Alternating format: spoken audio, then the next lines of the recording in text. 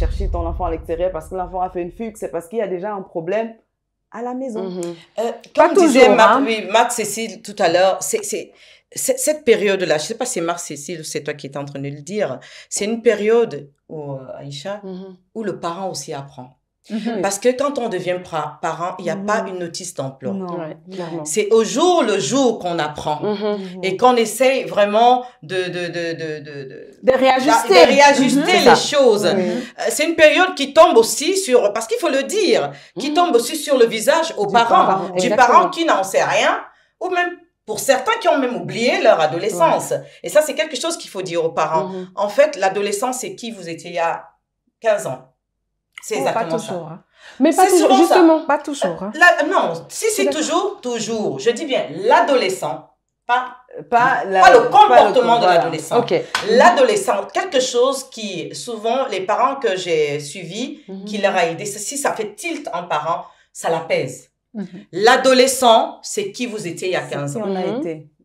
Enfin, la période qu'on a traversée aussi. J'ai été adolescent. Donc, dès qu'on fait ce feedback en arrière, on s'apaise. Pourquoi? Je comprends qu'il peut aller en boîte sans me dire. Moi aussi, je partais en boîte. Parce qu'il faut démystifier un peu le truc. Le truc est trop mystifié. C'est pour ça que j'ai dit il faut démystifier un peu la chose. Attends. Mais si. Non.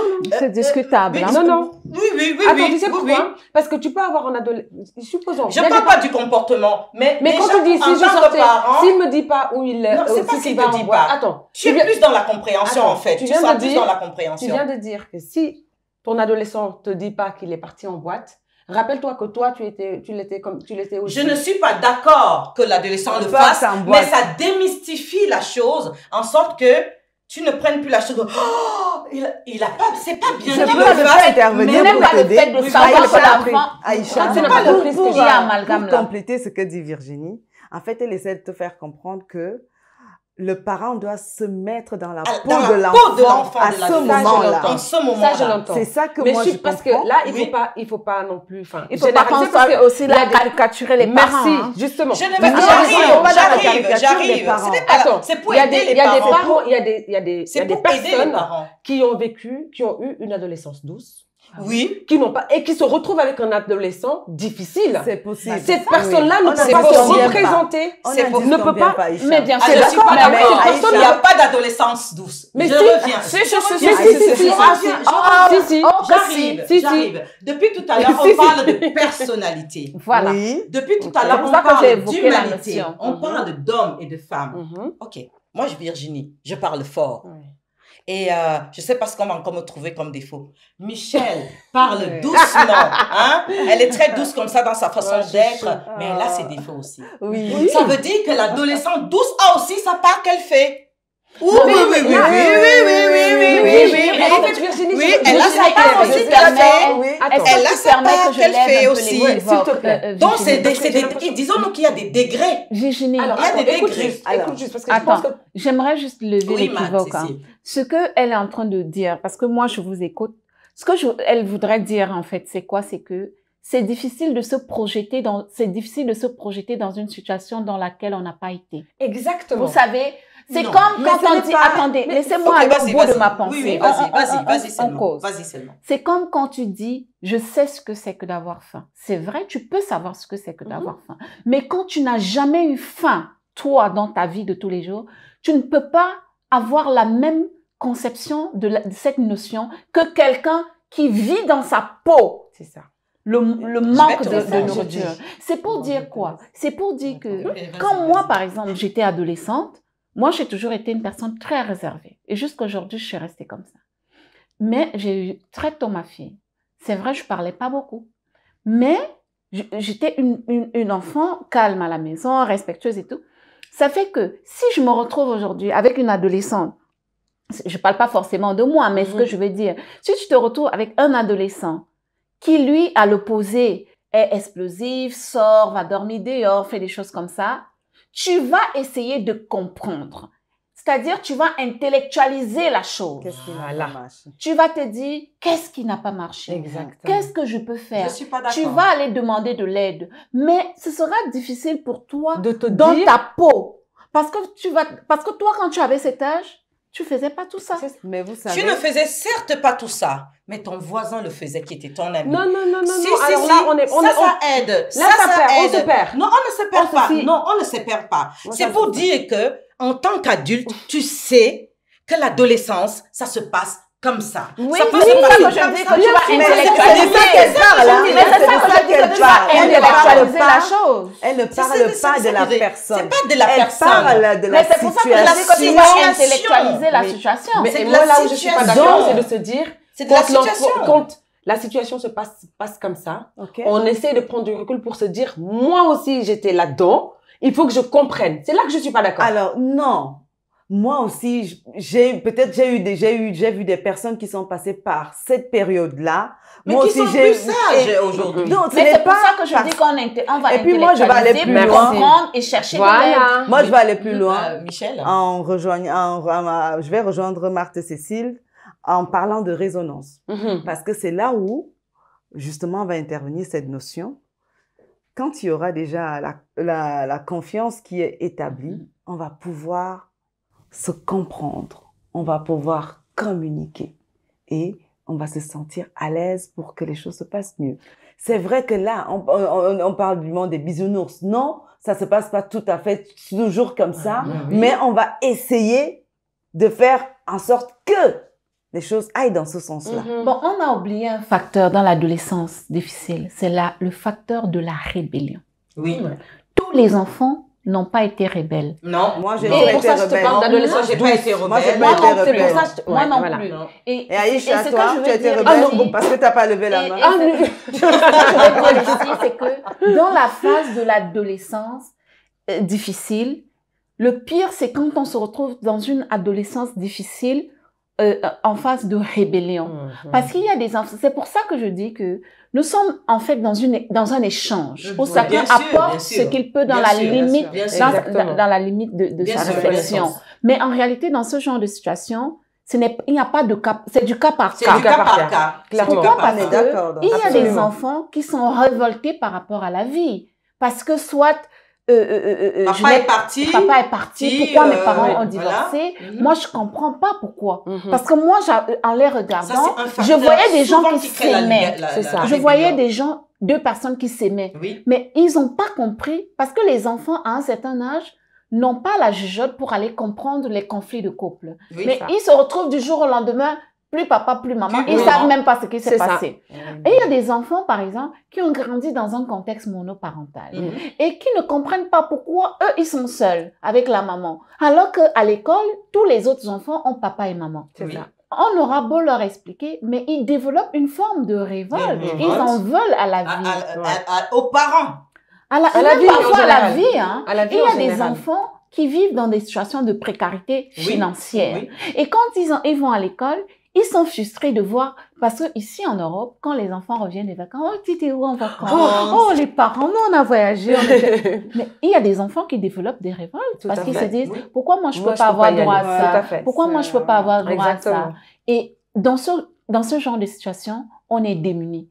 Et moi parfois, ce que je dis vraiment, c'est que quand ça ne va pas, il faut aller chercher de l'aide. Il faut chercher de l'aide. Absolument. Il faut aller chercher de l'aide. C'est vraiment... Parce que la solution n'existe, la solution définie n'existe pas. Tout à fait. Chercher de l'aide. Tout à fait. Et vraiment, ce que tu as dit au début, le temps.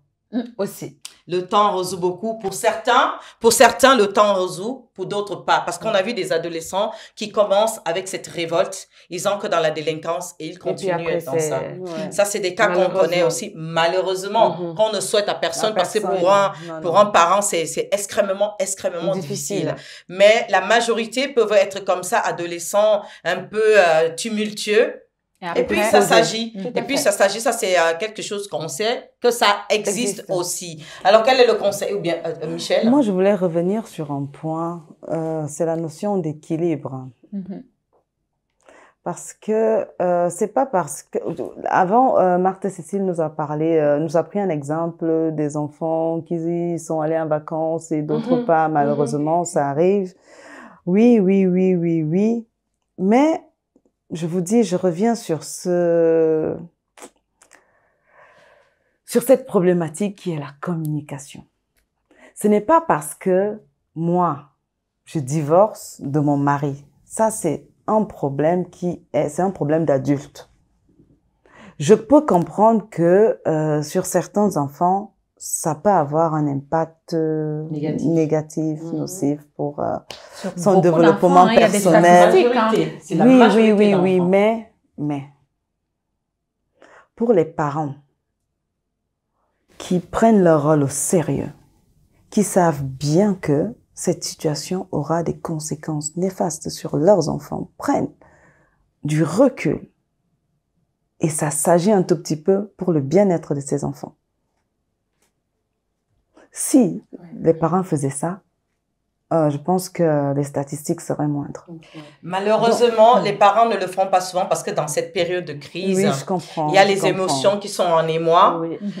Vraiment, c'est une période qui est très, très difficile souvent pour les parents qui divorcent. Et la plupart du temps, il faut le dire, parce que c'est une hypocrisie souvent qu'on ne veut pas le dire. Cette période-là, les parents pensent aux enfants, je crois, seulement à 40%. Oui, je sais. Parce qu'ils sont tellement dans ces émotions négatives, dans la colère, dans la révolte déjà du conjoint, que les enfants empathisent pas parce qu'ils n'aiment pas les enfants. Non. Parce que justement, ces émotions-là prennent tellement le dessus que pendant un laps de temps, ils négligent un peu les enfants. Ils donnent pas toute l'attention sur les enfants. Ils se concentrent pas sur les enfants. Et même pendant cette période, malheureusement, certains parents utilisent les enfants. Beaucoup, malheureusement. D'où alors D'où alors ces ressources, je sais pas, j'imagine un couple qui se sépare de manière difficile et qu'il y a l'un des deux partenaires qui a un grain de lucidité pour se dire, OK, je vais traverser un moment difficile. Je sais qu'il y aurait un impact sur mes enfants.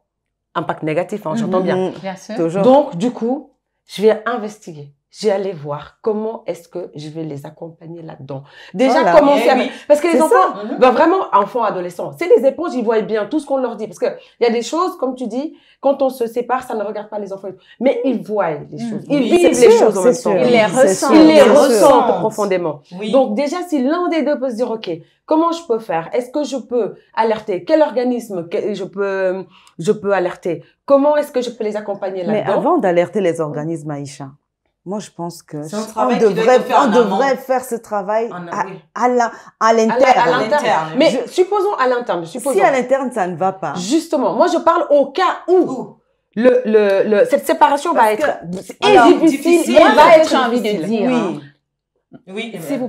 Cette séparation va être difficile. Et que, on le sait, nous, que, il va falloir qu'on accompagne les enfants dedans parce qu'on sait qu'on va traverser quelque chose de difficile. On peut pas en parler déjà à la maison. C'est pas possible. À part qu'on se retrouve avec l'enfant pour lui expliquer, écoute, papa et maman, ça va pas, il faut que tu comprennes. Il m'a trompé ou elle m'a trompé. Vraiment, déjà, c'est des choses c'est vraiment, je pense c'est un acte d'amour. On va pas expliquer ça aux enfants. Je pense que c'est un acte d'amour. Je pense que c'est un acte d'amour déjà de dire, voilà, moi, là, je ne suis pas bien. Déjà d'avouer à l'enfant. Parce qu'il le voit. Il n'y a pas de tabou. On n'est pas toujours bien aussi. On est des êtres humains. Je ne suis pas bien. J'ai besoin que quelqu'un vienne nous aider dans ce qu'on va aller parce que ça va pas être simple. Oui. Tout simplement. Exactement. Oui. Et on y Merci va. Aïcha. Mais si on répéter s'il te plaît ce que je viens de dire, cette phrase est très importante. Il a besoin je ne suis pas bien. Oui, clairement. D'être au clair et d'être honnête avec ce qu'on ressent auprès de son enfant. Ouais. Je suis pas bien. J'ai besoin d'aide. Pour essayer de voir comment est-ce qu'on peut sortir de cette situation. On revient sur la communication. On revient sur la communication. Et là seulement, si on est deux, alors la grande chance c'est d'avoir les deux qui se disent, OK, là c'est bon, on sait qu'on peut plus se supporter, comment on fait pour préserver les enfants, etc. Là c'est vraiment l'idéal, mais malheureusement, dans la plupart du temps, ça ne se passe pas comme ça, comme il l'a dit tout à l'heure. Et les statistiques prouvent que la plupart des enfants qui vivent des adolescences difficile, c'est à cause des séparations des parents, à cause des divorces des parents. En tout cas, actuellement, dans le monde actuel où le divorce bat les records. Après, ce que je voudrais dire aussi, c'est que souvent, pour rebondir sur ce que Michel disait tantôt, souvent quand les intervenants extérieurs arrivent, c'est même pas parce que c'est le parent qui allait chercher. Parce que des fois, à l'école, si l'enfant il y a des dénonciations, des signalements, il y a des signalements. Si l'enfant commence à présenter un comportement ça, c'est en Europe, il faut bien le préciser. On voit que l'enfant est toujours en train de pleurer, l'enfant est en retrait, il présente un caractère qui n'est pas habituel à ses habitudes, à sa façon d'être.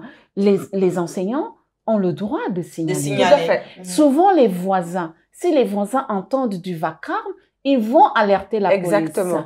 Après, ce qui se passe, c'est qu'il y a des intervenants extérieurs, des professionnels qui rentrent dans la course, même sans que les parents ne le veuillent. Moi, ce que je peux conseiller... Ça, c'est très bien. Mais ça, c'est très bien, honnêtement. C'est plutôt bien. C'est très bien. Et les parents... Ces interventions-là sauvent des vies. Mais exactement. Il faut dire que c'est des interventions... Excusez-moi, mes consoeurs, je vais vraiment appuyer dessus. Oui. En Europe, je parle bien de l'Europe, les pays, France, Suisse, voilà, qu'on connaît. L'Europe centrale, on nous a présenté, nous, Africains, et même certaines Européennes qui n'ont pas cette information, que les services sociaux, c'est le méchant. Non, ce n'est pas toujours le méchant. Les services sociaux ont sauvé la vie à des enfants. Les services sociaux ont sauvé la vie à des mamans qui se retrouvent seules avec des enfants. Ce que beaucoup de personnes ne connaissent pas, et peut-être aussi sur les services sociaux de mettre ça en avant. Il y a beaucoup plus de l'accompagnement derrière. Il y a beaucoup plus d'accompagnement. Ce qui fait souvent, justement, le piège est là. Quand les services sociaux rentrent dans la situation, le parent se braque. Et ça... Services sociaux, t'entends? C'est la DSJ. DSJ, ok, d'accord. Protection de l'enfance. Oui. J'appelle ça la protection de l'enfance. Quand ils rentrent dans la situation, le fait qu'il n'y ait pas eu la bonne information qui est donnée à beaucoup de parents, tout de suite, pour eux, c'est l'ennemi qui est entré dans la situation. Alors, moi, je profite pour dire ici aux parents qui nous écoutent, c'est quoi? Surtout aux parents de la diaspora noire en Occident. C'est de dire que dans notre imaginaire, on nous a présenté la protection de l'enfance comme étant ceux-là qui viennent arracher les enfants. C'est pas vrai. Moi, quand j'arrivais, j'entendais, on va t'arracher l'enfant. Ces gens-là, ils ne savent que arracher l'enfant. Mais aujourd'hui, avec du recul et par expérience personnelle, je vous assure, n'hésitez pas de demander de l'aide. C'est une force de reconnaître ses limites et de dire j'ai besoin d'aide. Et ces personnes, en fait, ce sont des professionnels. Ce sont des gens qui sont formés dans l'accompagnement, dans la communication. Ce sont des professionnels. Parce que ce qu'on ne dit pas aux gens, c'est qu'il n'y a pas que les enfants qui souffrent. Moi, je connais des femmes qui sont rentrées dans la dépression. Qui prennent des médicaments pour dormir. Il y a des parents même qui sont violentés physiquement. D'autres qui sombrent vraiment dans la dépression. Tout à fait. Moi, je connais des jeunes parents qui se sont même retrouvés en prison. Je vais pas m'étaler parce qu'elles ont violenté leurs enfants. Parce que ce n'est pas la violence qui résout. Ça ne résout pas. Le conflit, aller en conflit avec son adolescent, ça ne résout pas. Et si vous sentez que vous perdez pied à la maison, demandez de l'aide. C'est vraiment la meilleure chose à faire. Ce que je voudrais donner ici, c'est que il faut construire un lien d'attachement avec l'enfant à partir du bas âge. Le lien d'attachement, c'est quelque chose d'important. Le lien d'attachement, c'est le regard, c'est le toucher et la présence. Le toucher, quand l'enfant est encore petit, prenez les enfants dans les bras, dites-leur que c'est vrai que dans notre culture, les sentiments sont de lien d'attachement, attention. Oui, c'est ce que j'allais rebondir. Dans ce lien d'attachement, il faut faire attention. Parce qu'il y a différents types d'attachement. Il y a l'attachement sécure. Et je pense que c'est de ça que l'attachement sécure. Parce que des fois, la trop-présence aussi ne permet pas à l'enfant de te détacher. Et ça fait un problème après. Donc là, c'est vraiment la nuance.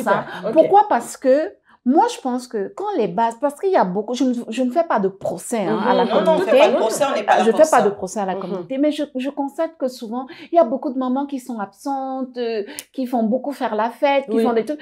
Et quand l'enfant est petit, on ne se rend pas compte que le lien ne se crée pas. Et puis dans l'adolescence, on se rend compte que il y a une adolescence difficile, on n'arrive plus à le gérer. Parce qu'on ne le connaît pas, en fait, notre enfant. Parce qu'en réalité, on ne le connaît pas. Il n'y a pas eu un lien avec l'enfant. D'où la présence. D'où la présence. Mais moi, j'ai remarqué quelque chose, c'est que quand le lien a été tissé à la base, à un moment donné, il y a une phase de perturbation. Mais ce n'est pas...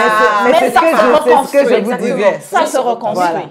Une fois que les bonnes bases ont été bien établies, la présence, je veux la dire, communication, les tempêtes plus tard, après, elles vont se rééquilibrer. Tout rentrera dans l'ordre automatiquement. C'est vraiment, ce sera comme si de rien ne s'était produit. Vraiment, ce sera. Exactement. Je parle aux parents.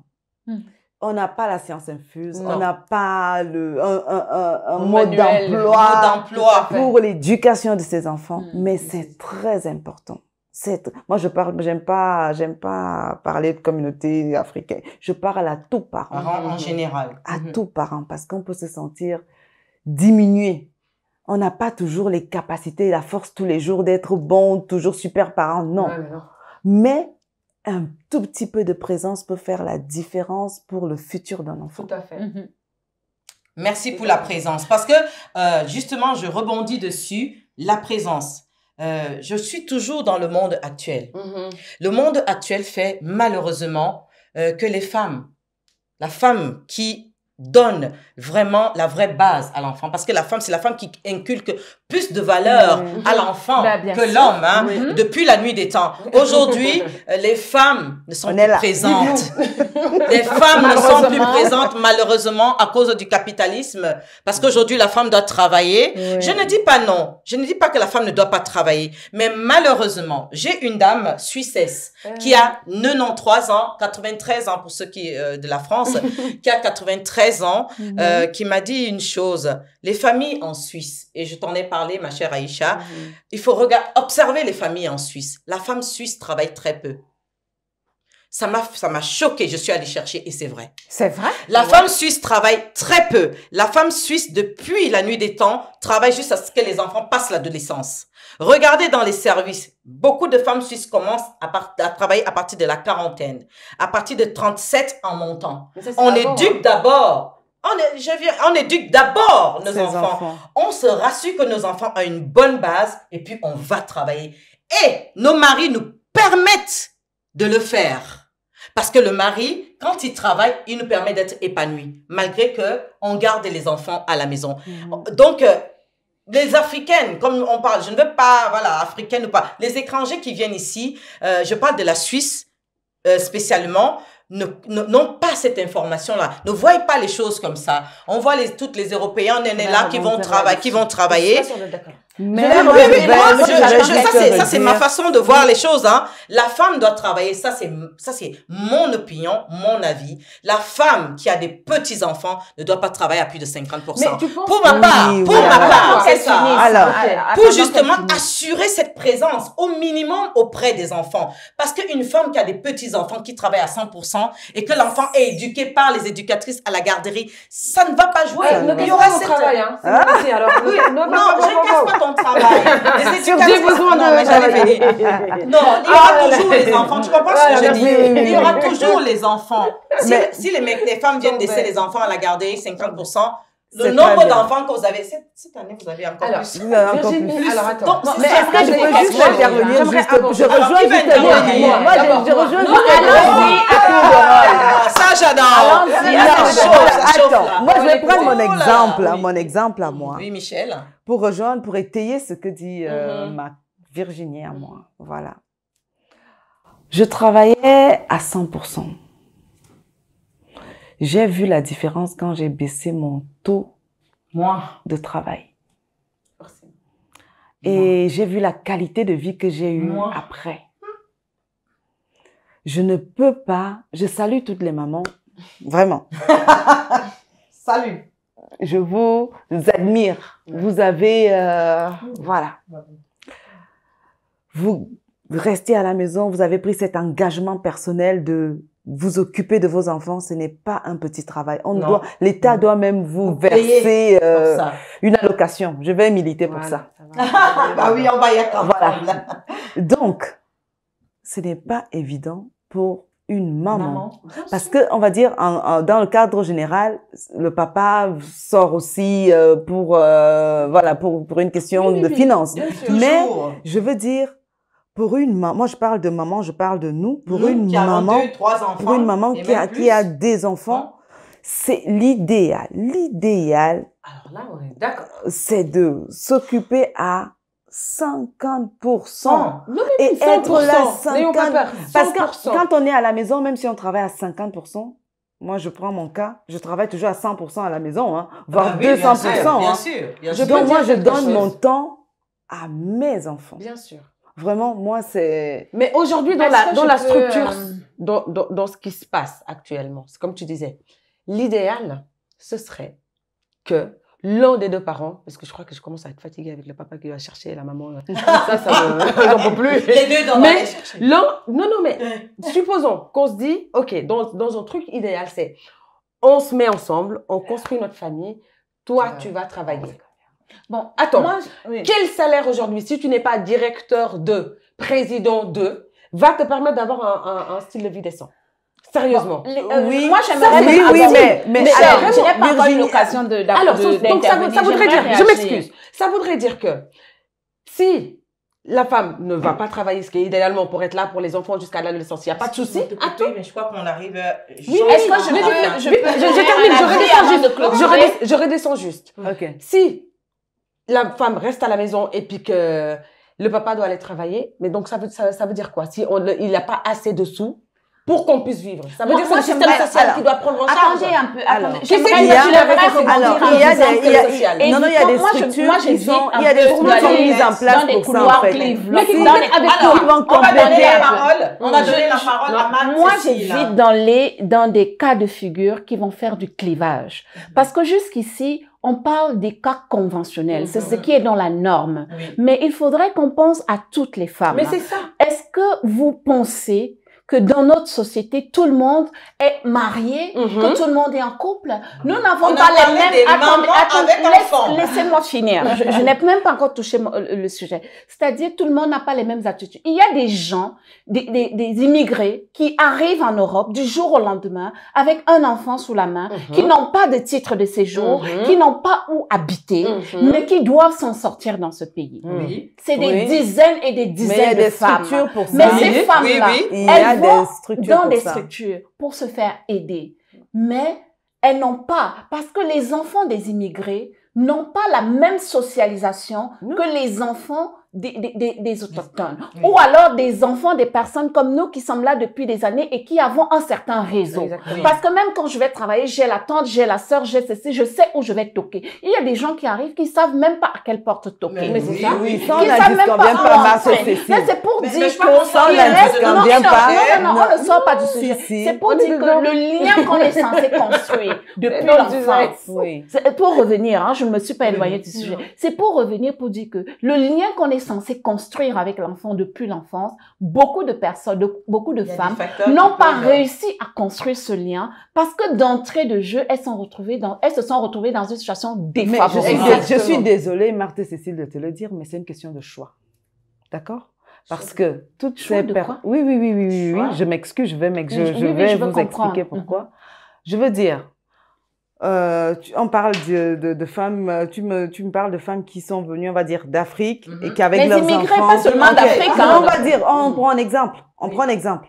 Alors, on va déjà dire qu'on a la grâce d'arriver dans ce pays. Bon, je vais prendre la Suisse, je vais pas prendre les autres pays. On a déjà la grâce d'arriver dans ce pays, qui est la Suisse, qui t'accueille.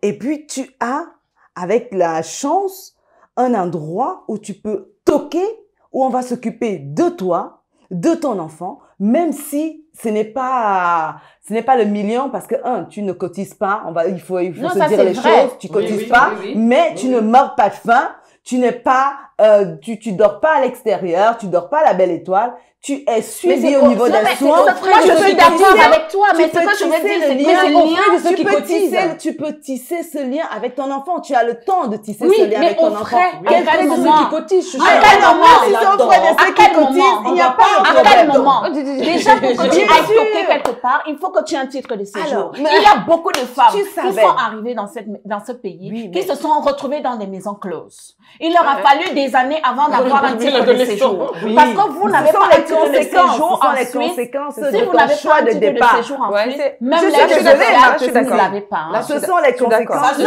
choix de départ. Mais alors, il faudra les subir un moment en attendant de trouver que ta situation s'éclaircisse. Voilà, en attendant que la situation s'éclaircisse, ce que je vais dire, c'est que des fois, les bases souvent ne sont pas posées. Vous voyez, par exemple, ici, les enfants sont très ritualisés. En Suisse. C'est-à-dire, les parents posent il y a une routine qui fait que, et c'est cette routine qui permet aux enfants de bien s'en sortir. Parce que tu sais que dans la société, or, beaucoup d'enfants qui sont issus des familles d'immigrés ne ont pas eu la possibilité d'avoir cette routine. Tu vois ce que je veux dire? Je ne sais pas si tu chose. vois là où je vais en Oui, venir. je suis hyper d'accord avec. moi, Je suis hyper d'accord avec. Donc, C'est juste. c'est pour dire que c'est du cas par cas. C'est du cas par cas. Et aller demander de... Non, si. Mais je Oui, peux il pas faut passer. s'exprimer, hein, ça échange. S'il y a des structures Vas-y, ici vas-y. qui peuvent accueillir des immigrés, qui accueillent des Non, immigrés le et qui service peuvent social donner est aux là. femmes, Moi, je sais le pas. service social, qui peuvent donner aux femmes cette possibilité d'avoir un toit avec leurs enfants et qu'on s'occupe d'eux pour qu'elles puissent continuer à tisser ce lien, Mais garder là où ce ça me lien dérange, c'est de avec les dire enfants. d'avoir un enfant jusqu'à l'adolescence, de rester dans le système social. Moi, je suis pas pour ce discours-là. Non, C'est vraiment pas ce qu'on dit. non, mais moi, C'est pas ce qu'on dit. encore c'est C'est pas personnel. ce qu'on dit. C'est encore une Bon, fois. moi, je l'ai pas c'est mais pas parce ce que- qu'on dit. Mais oui, mais Moi, alors, c'est parce que j'ai moi, pas ce que je dit. dis, mais alors, Moi, j'ai j'ai parlé pas de compris. travail. Hein. Mais j'ai pas compris à un moment où on dit certains types de populations ne travaillent pas parce qu'ils attendent. Ok, d'accord. Mais nous, Ça, c'est autre chose. Le facteur, on parlait du facteur. Tout ce qu'on est en train de dire depuis tout à l'heure, depuis quelques minutes, c'est le facteur absence. Hein, Ouais. Ok, où voilà, les parents voilà. qui Alors là, favorisent, c'est autre chose. qui Mais là, favorisent. Mais là, dans l'exemple de Marthe Cécile, je suis désolée. Les enfants, la maman les mamans qui sont souvent au foyer avec l'enfant. Mais tu es Parfois, vous présente. avez une chambre avec ton enfant. Oui, mais l'enfant n'a pas la possibilité d'être De se ritualisé, socialiser. d'être socialisé Non, comme les autres enfants. mais ça Tu vois dépend ce que je veux maintenant dire? s'il y a des disponibilités dans ces structures-là de garderie, si on peut les mettre. Mais Je ne refuse pas, mais ce que je veux dire, c'est qu'il y a Moi, des je bases crois que souvent je qui vais- sont ratées. Je vais intervenir, Vu comme ces dames sont parties, on est là jusqu'à demain. Le sujet est tellement large. Vous Vraiment, savez, mes sœurs, c'est- comme on se dit vraiment. toujours, mes chères consoeurs, les sujets qu'on traite ici sont tellement larges. oui, mais ça C'est pour touche. ça qu'on a toujours fait le 1, le 2, le 3, le 4. Exactement. Le 5 émissions pour Ah, pouvoir ouais. arriver vraiment à bout de ces sujets. C'est ça. Aujourd'hui, moi, ce que j'ai retenu de ce qu'on s'est dit, hein, c'est... on a ressorti les facteurs qui sont l'absence, les bases à la maison. La communication est ressortie encore et encore. Et laisser un peu les adolescents respirer de temps en temps. Si l'adolescent se renferme, laissez le temps. Essayez de trouver ce qu'il aime. Si vous voyez que vous êtes dépassé à la maison, demandez de l'aide.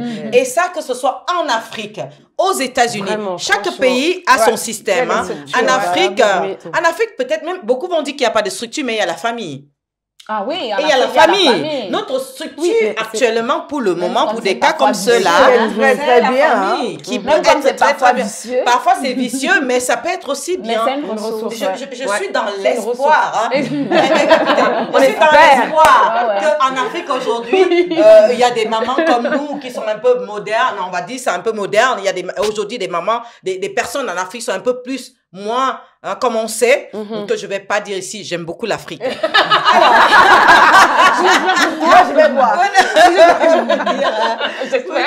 On ne peut pas se haïr On ne soi-même. peut pas se haïr soi-même. Bah oui, Je non. sais qu'en Afrique, la structure sociale la plus sûre qu'on ait Oui. en Afrique aujourd'hui, c'est C'est la la famille. famille. C'est la famille. Et dans la famille, quand on vous appelle aussi, soyez moins vicieux, l'oncle ne venait pas seulement taper le jeune. Ouais, non, vraiment. asseyez le jeune, vous parlez avec lui, Exactement. communiquez avec le jeune, ça. allez avec Exactement. lui au foot, faites en sorte de créer une relation de confiance Exactement. entre vous, que de prendre le bâton tous les jours. Tout de suite, on va appeler tonton Zoé. Tonton Zoé va venir. Pas ventre,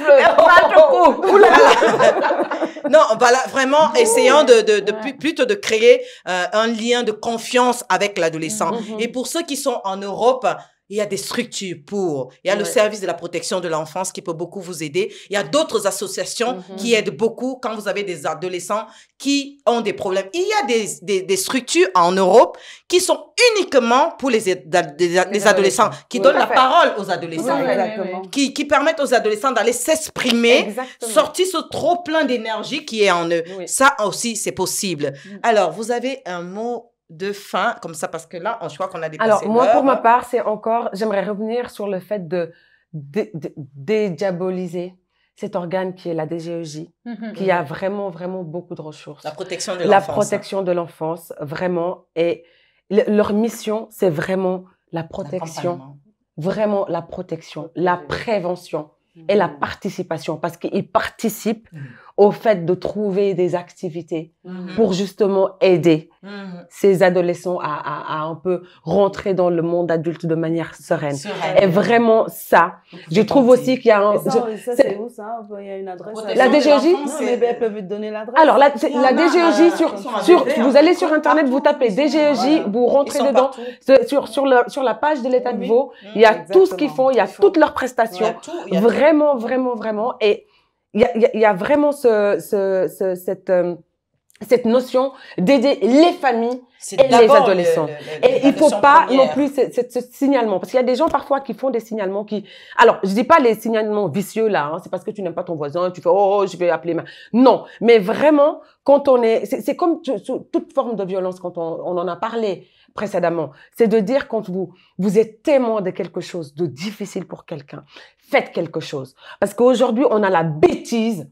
Quand on voit quelque chose, on prend son téléphone, on commence à filmer avant de faire les choses. Vraiment, vraiment, alors que il y a des numéros, alors que il y a des organismes qu'on peut juste alerter pour aider des gens. Parce que la DGEJ, comme on l'a dit tout à l'heure, ça a sauvé des vies. Ça a sauvé des vies. Voilà. Et des familles. Alors, et des familles, tout à fait. Moi, le message que j'aimerais adresser va beaucoup plus à l'endroit des mères célibataires, parce que je suis une, je leur dis, il n'y a pas de honte à être confronté à des limites dans l'éducation d'un enfant, surtout en phase d'adolescence.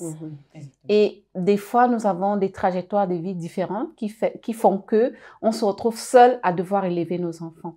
Moi, je vous encourage à demander de l'aide, à vous confier à des personnes de ressources, des personnes vraiment qui sont pour vous des figures sécuritaires. Vous pouvez pas exposer vos enfants à tout va, mais trouvez des personnes, faites-vous aider. Quand on est parent, le jour où on décide de faire un enfant, tout le monde ne s'est pas assis et ils se sont dit, on va faire un enfant. Ça arrive que quand on est jeune, qu'on tombe enceinte du jour au lendemain. C'est une décision noble de décider de garder un enfant plutôt que d'avorter. Et dans ce cas de figure, il n'y a pas de notice, il n'y a pas un emploi qui vous donne vraiment les règles adéquates pour éduquer un enfant. Ça signifie que à un moment donné, on peut se retrouver confronté à des difficultés. Moi, je vous encourage à aller demander de l'aide. Il n'y a aucune honte à se faire aider quand on est confronté aux limites. Allez-y, confiez-vous aux enseignants. Ce sont des professionnels qui sont formés pour faire leur travail. Ils sont tenus au secret professionnel, donc on peut tout à fait leur faire confiance. Et eux, des fois, parce que tout le monde n'ira pas sur Internet regarder des GRE, mais parfois, c'est l'enseignante. Quand on a un bon contact avec la maîtresse, vraiment, à la maison, ça va pas. Et c'est la maîtresse qui vous dit, je vous oriente à tel endroit. Exactement. Et puis, après, au départ, on a des appréhensions, mais je vous assure, ça se passe très bien. Merci. Moi, je vous parle par expérience. Merci beaucoup. Merci. Alors, Michel. Oui, que rajouter de plus? Que rajouter? C'est vrai, tout a été dit. Tout a été dit. Et puis, et surtout, on a comment on appelle, ce nouveau métier qui est né, qui est le coaching. Pas le coaching qu'on voit dans les réseaux sociaux.